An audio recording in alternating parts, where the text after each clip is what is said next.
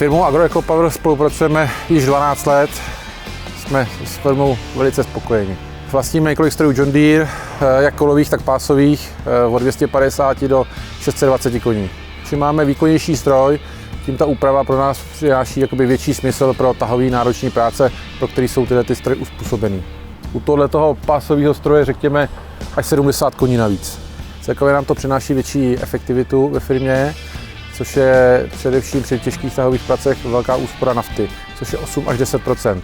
Při roční spotřebě 70 000 litrů nafty je úspora dosti značná.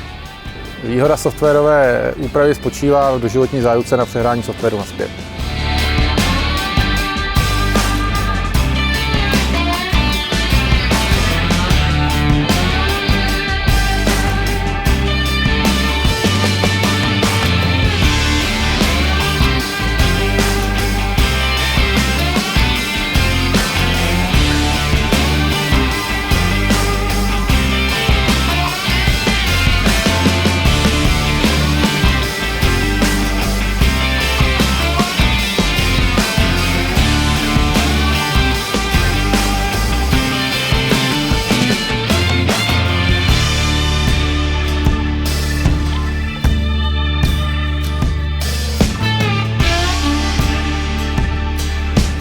Jsme na firmě Pekas, pobočka Senomaty, kde zajišťujeme prodej, servis vlastně zemědělský a komunální techniky. A jsme vlastně výhradním zastoupením značky JCB techniky na zpracování půdy, horš a tažené postřikovače Horšlep. U firmy pracuji 22 let.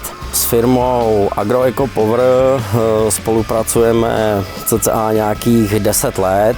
Tady ta spolupráce nám přináší to, že vlastně když potřebujeme i naměřit nějaký výkon, máme nějaký problém s opravou nebo něco, tak se domluvíme, kluci přijedou s brzdou, traktor nabrzdíme, aby jsme zjistili, jestli ten výkon tam máme, nemáme.